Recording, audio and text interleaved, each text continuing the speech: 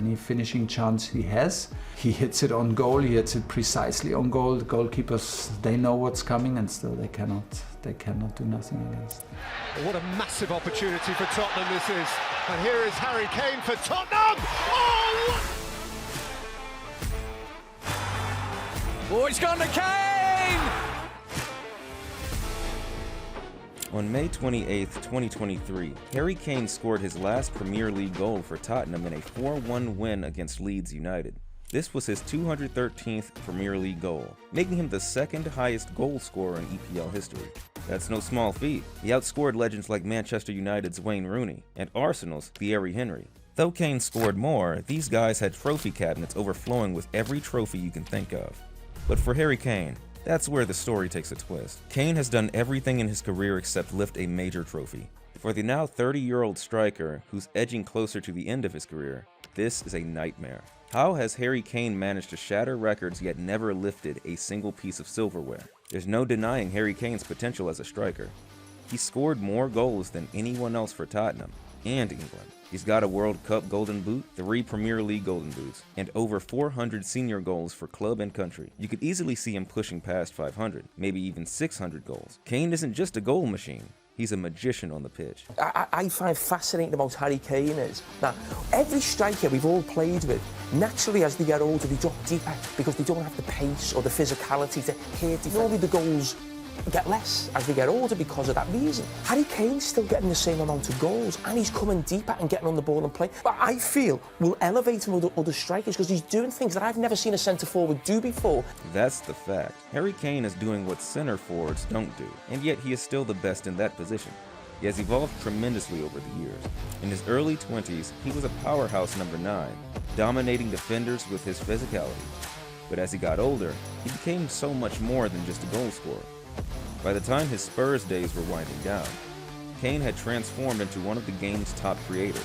He mastered the art of the false 9, dropping back to create space and delivering killer passes that split defenses wide open. But despite his top qualities, the harsh reality is that in football, for Bayern, not winning a trophy in a season, that can be deemed a failure. But for you personally, if you don't lift a trophy, for you, is that a failure in your first season in Germany? success is often measured by trophies. I think the goals are great and they take you to a certain level, but the top players, they're remembered for the trophies. Even the great Lionel Messi faced criticism for not winning a title with the senior Argentina team until 2021, despite his countless club triumphs. So it's no shock that Harry Kane gets mocked for his empty trophy cabinet. Some even call it the Harry Kane curse. Understandably, Kane spent most of his career at Tottenham, a team not exactly known for dominating titles. Sure, there were close calls. His first big chance came in 2015, but Spurs lost the League Cup final to Chelsea. In 2016, they were in the running for the Premier League title, only to slip up in crucial matches at the end and finish third behind Leicester and Arsenal. The following year saw more disappointments.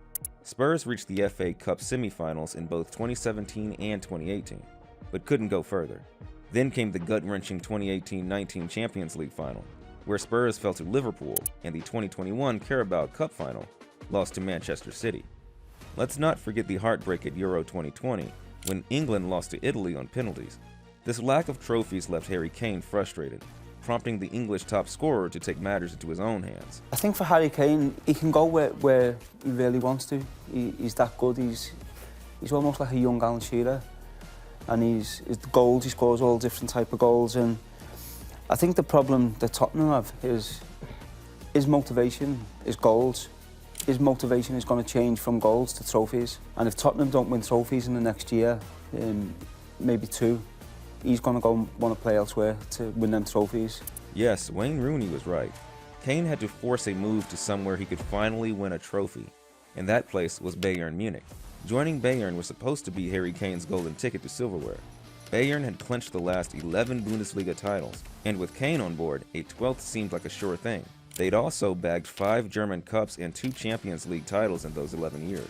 The plan was simple. Kane would finally win the silverware he missed out on at Tottenham, and Bayern would continue their winning streak with one of the best strikers in the world. And this would give him the opportunity to be classified among the greatest ever to play the game.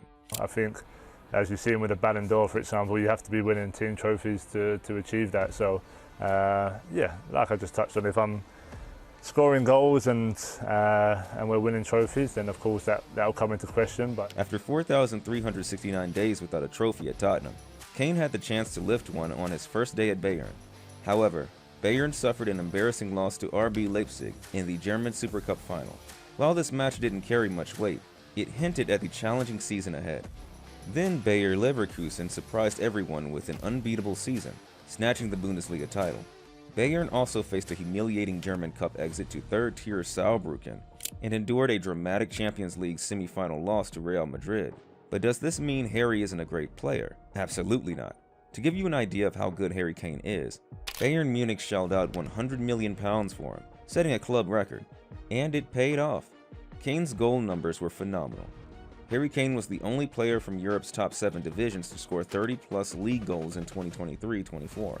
There's a strong argument that the Bundesliga has never seen a striker quite like Kane before. The only reason Harry Kane didn't clinch a major trophy in his first season at Bayern was simply because he was the right player at the wrong time. Blaming Harry Kane for Bayern's struggles would be a huge stretch. The real issue lies more with the team around Kane. Jamal Musiala is Bayern's second highest scorer this season with 12 goals, while Leroy Sane is the only player with more assists than Kane's 8 in the Bundesliga. This highlights how much the team relies on the England captain.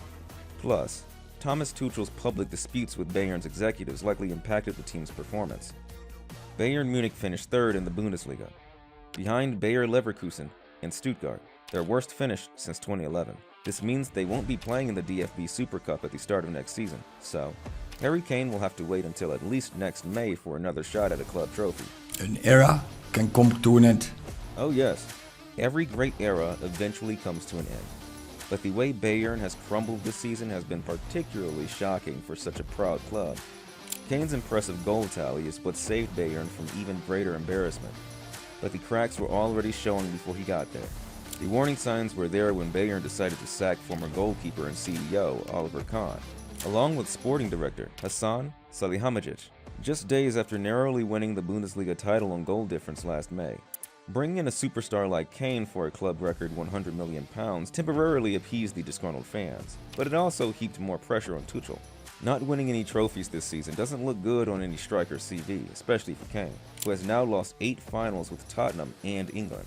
Critics will surely pounce on these stats, but the truth is that football is a team sport, and Harry Kane has simply been one of the unluckiest players around. You don't have to be the best player to win trophies. Take Pedro Rodriguez, for example. The Spanish forward didn't always grab the headlines at Barcelona, but he still managed to rack up an impressive trophy haul. Despite not being the star of the team, Pedro won 6 league titles, 4 Copa del Rey trophies, and 3 Champions League titles during his time with the club. Is Pedro's quality and ability greater than Kane's? Probably not, but he's a decorated footballer because of his club's overall success, not solely his own contributions. There are also those players who snag more trophies than you can count, leaving everyone wondering how on earth it happened. We're talking about the likes of Jose Bazingua, David May, Jimmy Traore, Jesper Blomqvist, and a bunch more. Yes, they're all Champions League winners, but are they top-notch players? Let's just say they might not be first picks for a dream team. So, don't trophies matter in football? Of course they do. Trophies are a huge deal. Iconic moments and heart-wrenching defeats are remembered precisely because the ultimate goal of football is to win silverware. However, football is a team sport, and trophies reflect team success. A player's personal medal collection doesn't necessarily show how good they are. It's often a byproduct of external factors. That's why I call it a Harry Kane nightmare. Most people can't control their nightmares. If they could, they'd avoid them altogether. Kane's situation is similar. Winning a trophy is beyond his individual control. Everything around him needs to fall into place. But it's not over yet. Kane's brilliant career isn't finished. He can still break the so-called Harry Kane curse. Euro 2024 is just around the corner in Germany this summer. England is among the favorites, and another golden boot would look fantastic next to a winner's medal on his mantle.